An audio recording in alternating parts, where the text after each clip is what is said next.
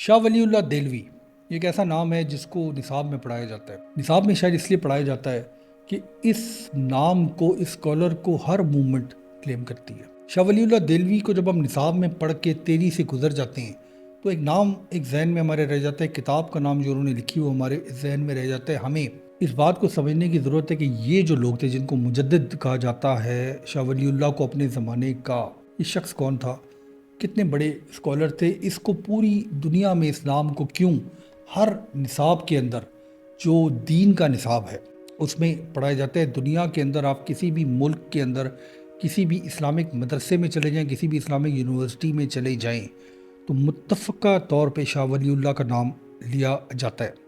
ہر major movement اسلام کی جو south Asia سے نکلی وہ ایک فریگمنٹ آف ہز مائنڈ کے ساتھ نکلی۔ جو دیوبند اسکول ہے، جو دیوبندی ہیں ساؤتھ ایشیا کے، وہ انہوں نے انہیرٹ کیا شاہ ولی اللہ کی کال کو، حدیث اور ریفارم کی۔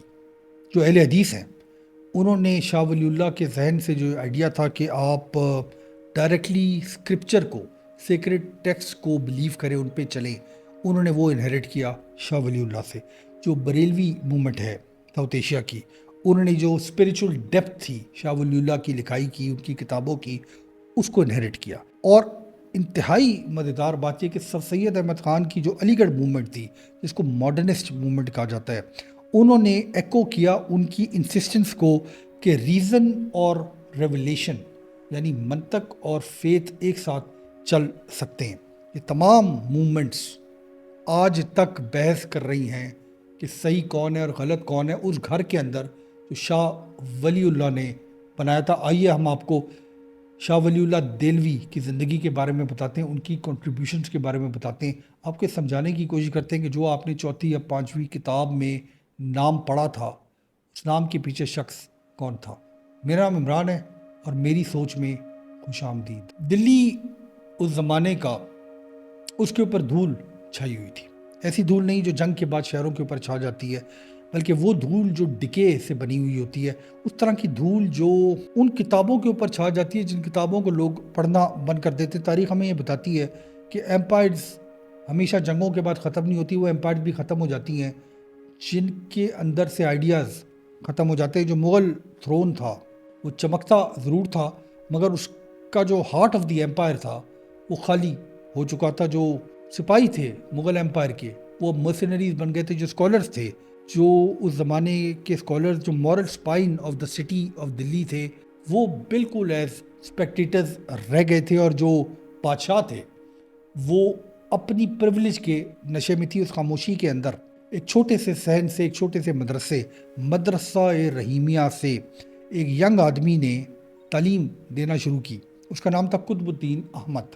ہم اس آدمی کو شاہ ولی اللہ دہلوی کے نام سے یاد رکھتے ہیں۔ 1703 میں پیدا ہوئے اس زمانے کے دہلی میں، جو سمجھتا تھا کہ میں ایٹرنل ہوں۔ اس زمانے میں مغل ایمپائر ساری دنیا کی سب سے طاقتور ایمپائر تھی۔ مسلم انڈیا دنیا کی سب سے طاقتور ریاست ہوا کرتی تھی۔ شاہ ولی اللہ دہلوی کے والد شاہ عبد الرحیم وہ جورسٹ تھے جنہوں نے فتویٰ عالمگیری لکھنے میں مدد کی اورنگزیب عالمگیر کے زمانے میں۔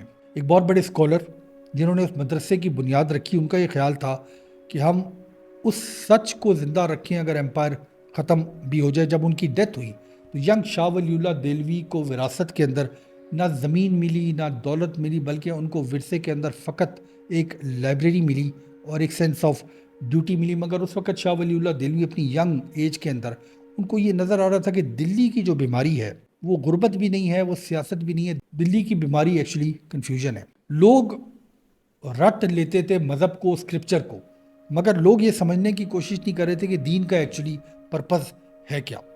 جو اسکالرز ہیں آج کی طرح وہ پرانے فٹ نوٹس ان ہسٹری سرایا کرتے تھے سرمنس کے اندر۔ تو ریسٹلیس انسیٹسفائیڈ شاہ ولی اللہ دہلوی نے فیصلہ کیا کہ وہ دلی کو چھوڑ دیں گے، اپنے اسٹوڈنٹس کو چھوڑ دیں گے، اپنا گھر چھوڑ دیں گے۔ انہوں نے صحراؤں کو، دریاؤں کو کراس کرتے ہوئے مکۃ المکرمہ کا رخ کیا، اور انہوں نے یہ کوشش کی کہ میں سورس کی تلاش کروں، اس روشنی کی تلاش کروں جو دلی سے ختم ہو رہی تھی اور شاید مکہ میں ابھی تک چل رہی تھی۔ جب وہ حجاز پہنچے اور حرم کے سائے میں ان کو وہ اسکالرز ملے جن کی وہ تلاش میں تھے، شیخ ابو طاہر القردی المدنی، انہوں نے جو اسپرٹ آف حدیث ہے اس کو سیکھا۔ جو ڈسپلن آف ریزن ہے، منطق اس کو بھی سیکھا. 1 سال وہ وہاں پہ رہے اور انہوں نے اپنے ذہن کو پالش کیا, اپنی روح کو پالش کیا. اور جب وہ ہندوستان واپس آئے تو جس دلی کو وہ چھوڑ کے گئے تھے وہ اس سے زیادہ بدحال دلی میں واپس آئے, مگر وہ بھی تبدیل ہو چکے تھے. وہ اس چیز کو کیری کر رہے تھے اپنے ساتھ جو دلی سے ختم ہو گئی تھی, اور وہ تھی ایک سینس آف کلیئرٹی. جب وہ واپس آئے تو انہوں نے دلی کے اندر اپنے والد صاحب کا مدرسہ دوبارہ کھولا, جو کیریکولم تھا اس مدرسے کا اس کو دوبارہ لکھنا شروع کیا. انہوں نے یہ کہا کہ آپ بحث کرنا بند کر دو مذہب کی اور مذہب کو سمجھنا شروع کر دو.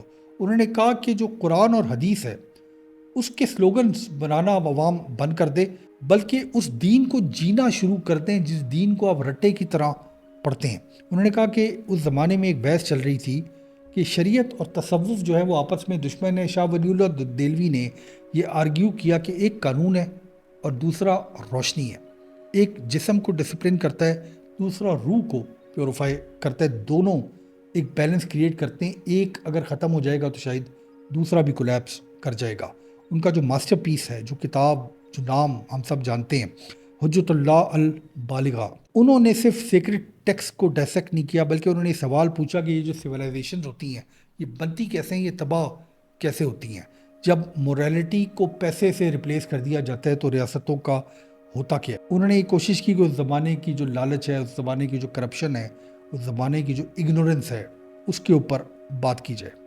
انہوں نے یہ بھی کہا, اور یہ انتہائی ڈیپ انڈرسٹینڈنگ تھی, کہ دین کا مطلب, اسلام کا مطلب صرف نماز پڑھنا, روزے رکھنا نہیں ہے. اس کا مطلب یہ ہے کہ آپ پوری زندگی کے اندر ایک مورل آرکیٹیکچر کے ساتھ رہیں جو بلٹ ہو جسٹس کے اوپر, ہارمنی کے اوپر اور مرسی کے اوپر. انہوں نے ایک انتہائی کنٹروورشل چوائس بھی کی جس سے ان کو آج بھی یاد رکھا جاتا ہے. انہوں نے فیصلہ کیا کہ وہ قرآن شریف کو فارسی کے اندر ٹرانسلیٹ کریں گے. جو لوگ یہ سمجھتے ہیں کہ اس زمانے میں ہمیشہ اردو ہندی بولی جا رہی تھی تو تاریخ کا جائزہ لیں. 1700 بلکہ 1800 کے بھی ہندوستان کے اندر فارسی شرفا کی زبان سمجھی جاتی تھی, فارسی کورٹ کی زبان تھی.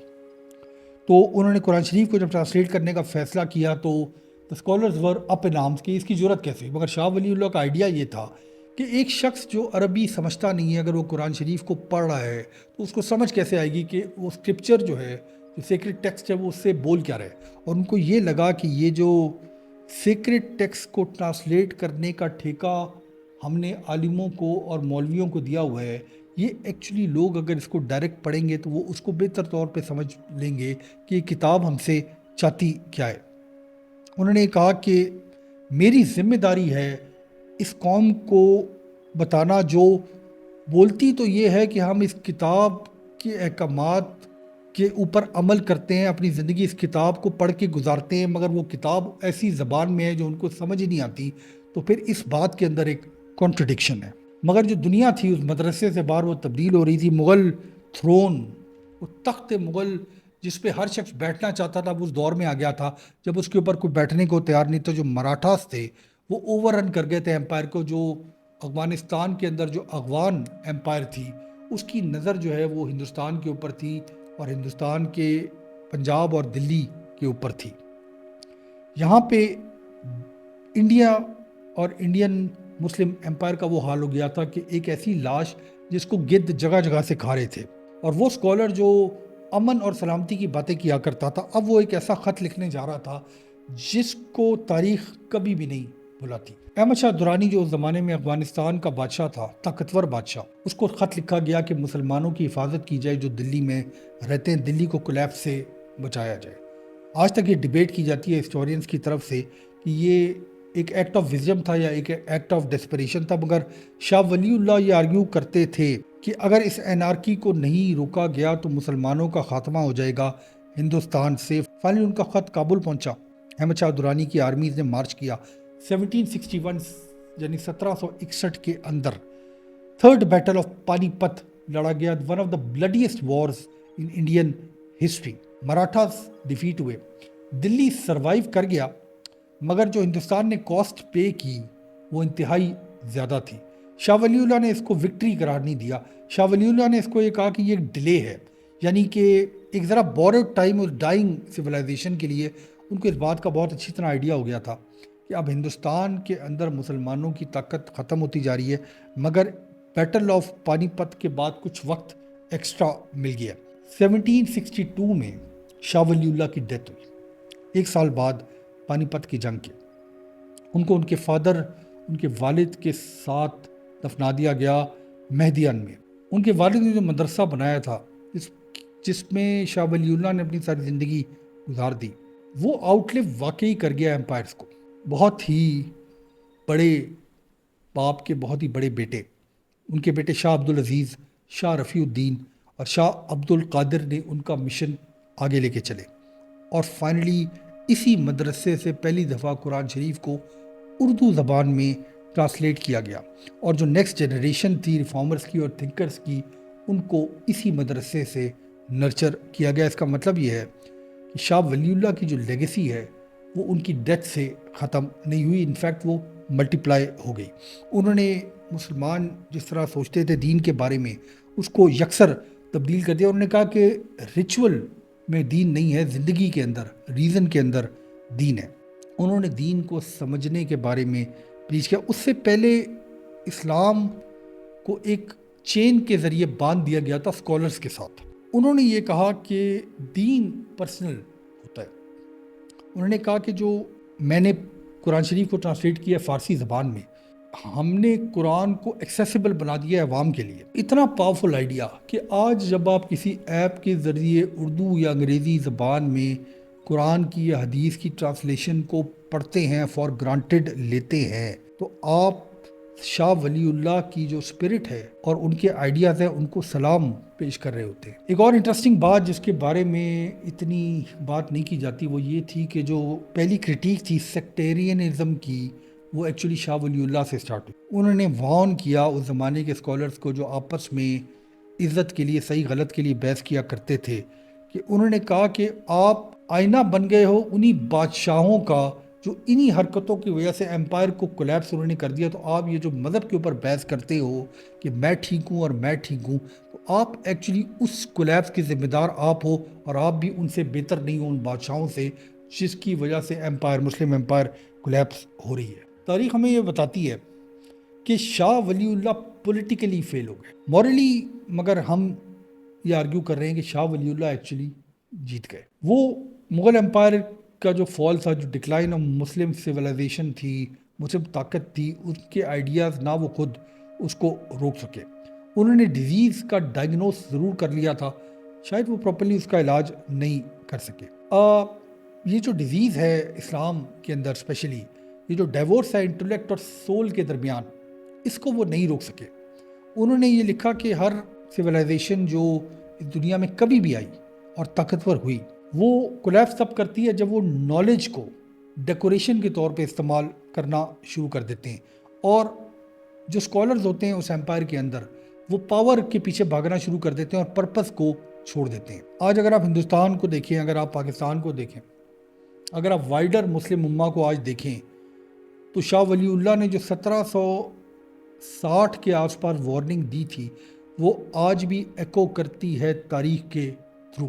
شاہ ولی اللہ کے آئیڈیاز یہ تھے کہ مذہب جو ہوتا ہے، دین جو ہوتا ہے، وہ لوگوں کو کنٹرول کرنے کے لیے نہیں ہوتا، لوگوں کو ٹرانسفارم کرنے کے لیے ہوتا ہے. وہ شاید اس زمانے کے اینٹی ایکسٹریمسٹ تھے جس زمانے میں ایکسٹریمزم کا نام ہی نہیں تھا، اور وہ اینٹی سیکولرسٹ تھے جس زمانے میں سیکولرزم نہیں تھی. ان کا یہ خیال تھا کہ سیکولرزم جو ہے وہ ایروگنس کو بریڈ کرتی ہے. وہ یہ سمجھتے تھے کہ مسلمانوں کو اپنے فیتھ کے اندر فری تھنک کرنا چاہیے، اپنے فیتھ سے باہر سوچنا نہیں چاہیے. ان کا خیال تھا کہ آرگیومنٹ جب بھی ہونا چاہیے دین کے اوپر، وہ لاجک اور منطق کے ساتھ ہونا چاہیے، غصے کے ساتھ نہیں ہونا چاہیے. ویسے شاید سب کو سیکھنا چاہیے کہ آرگیومنٹ ہمیشہ لاجک سے ہوتا ہے، غصے سے نہیں ہوتا. ایک دنیا جہاں پہ جو اسکالر ہے وہ اپنے فالوورز کے لیے لڑتا ہے کہ زیادہ سے زیادہ فالوورز میرے پاس آئیں، وہ یہ ریمائنڈ ہمیں شاید کرا رہے تھے کہ سچائی کو مارکیٹنگ کی ضرورت نہیں ہوتی، صرف انٹیگریٹی کی ضرورت ہوتی ہے. آج شاہ ولی اللہ کے جو فنگر پرنٹس ہیں وہ ہم ہر طرف دیکھتے ہیں، صرف ہم محسوس نہیں کرتے. یہ جو انٹلیکچوئل لائن ہے شاہ ولی اللہ سے جو سٹارٹ ہوئی، وہ شاہ عبدالعزیز، شاہ احمد شہید اور سر سید احمد خان اور فائنلی علامہ اقبال کی خودی تک ڈائریکٹلی چلتی ہے. یہ آئیڈیا کہ انسان کا جو خمیر ہے، انسان کا جو سول ہے، وہ تب جاگتا ہے جب آپ ڈیوائن پرپس کو سمجھتے ہیں. وہ بیج ہے جو شاہ ولی اللہ نے دلی کے اندر بویا، اور کئی صدیوں بعد انسان کامل علامہ اقبال نے اس بیج کے آئیڈیا کو پرفیکٹ کیا۔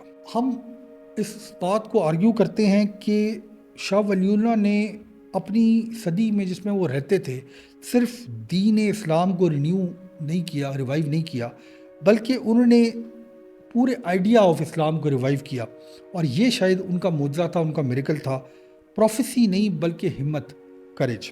اگر آرگیو ہم یہ کر سکتے ہیں ریویژنسٹ ہسٹری کے طور پہ کہ شاید اگر اس زمانے کے لوگ ان کی باتوں کو سمجھتے یا آج بھی شاید سمجھ جائیں تو شاید حالات اور تاریخ مختلف ہو، مگر شاید شاہ ولی اللہ کا ٹاسک یہ نہیں تھا کہ وہ امپائر کو بچاتے، مے بی ان کا ٹاسک، ان کا پرپز یہ تھا کہ وہ ایک ایسا بیج، ایک ایسا سیڈ پلانٹ کرتے جو شاید رہتی دنیا تک قائم رہے، کیونکہ شاید سچائی کو طاقت کی ضرورت نہیں ہوتی، صرف سچائی کو پیشنس کی ضرورت ہوتی ہے۔ آج 2025 تک آتے آتے ترقی کے بعد ہم اسی شور میں بیٹھے ہیں جس شور کے خلاف شاہ ولی اللہ نے آواز اٹھائی۔